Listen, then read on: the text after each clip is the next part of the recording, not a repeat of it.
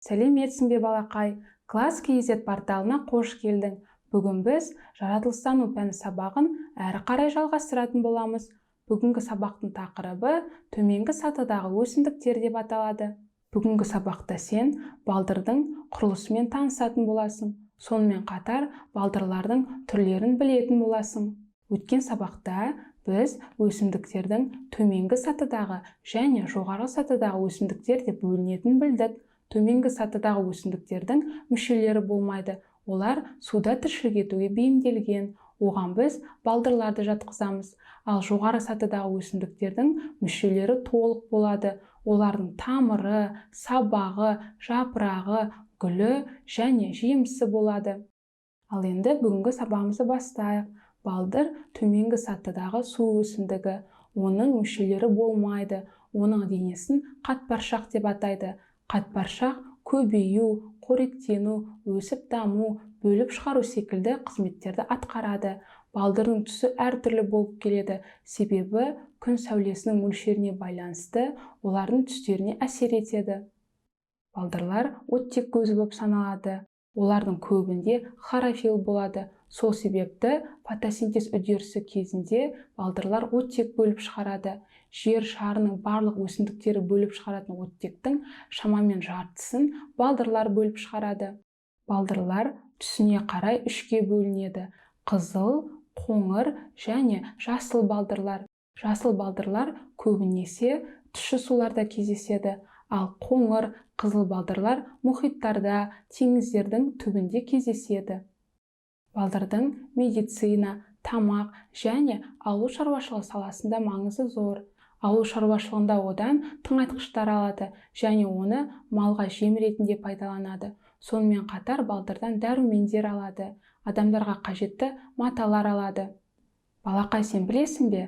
Біз балдырларды күнделікті өмірде тамақ ретінде пайдаланамыз. Себебі жеуге жарамды балдырлардың құрамында минералды заттар, әсіресе йод көп болады. Мысалы, қоңыр балдырларды ламинария немесе теңіз орам жапырағы деп атайды, ал жасыл балдырларды ульва немесе теңіз салаты деп атайды. Ал енді тапсырмаларға көшейік. Негеш пен Эврика балдырлардың неліктен әртүрлі түсті болатынын білгісі келді. Олардың пікірлерін тыңдап, кімдікі дұрыс екенін табуым керек. Ал бастайық. Негеш балдырдың түсінің әртүрлі болуына жарық мөлшері әсер етеді деп ойлайды. Ал Эврика балдырдың түсіне жарықтың мөлшері әсер етпейді, оған судағы заттар әсер етеді деп ойлайды. Ал кімдікі дұрыс деп ойлайсың? Дұрыс айтасың. Негештің пікірі дұрыс, себебі балдырдың әртүрлі түсті болуына жарық мөлшерінің әсері тиеді.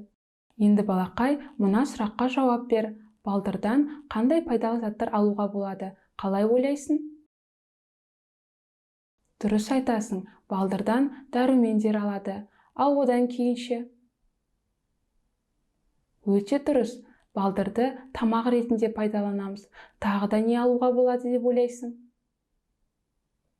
Дұрыс айтасың. Ауыл шаруашылығында пайдаланатын тыңайтқыштарды алуға болады. Тағы да ойланып көр. Өте дұрыс. Балдырдан мата алады. Тағы да ойланып қара. Дұрыс айтасың. Балдырдан малға жем жасайды. Жарайсың. Ал енді бүгінгі сабағымызды қорытындылайық. Балдыр төменгі сатыдағы су өсімдігі.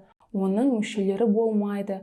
Оның денесін қатпаршақ деп атайды. Қатпаршақ көбею, қоректену, өсіп даму, бөліп шығару секілді қызметтерді атқарады. Балдырдың түсі әртүрлі болып келеді, себебі күн сәулесінің мөлшеріне байланысты олардың түстеріне әсер етеді. Балдырдан адамдар өзіне қажетті заттар алады. Мысалы, мата, дәрумендер, тыңайтқыштар және балдырды тамақ ретінде де пайдаланады. Менің бүгінгі сабағым аяқталды. Сабағым саған қызықты болды деп ойлаймын. Класс KZ порталында көріскенше, қош сау бол.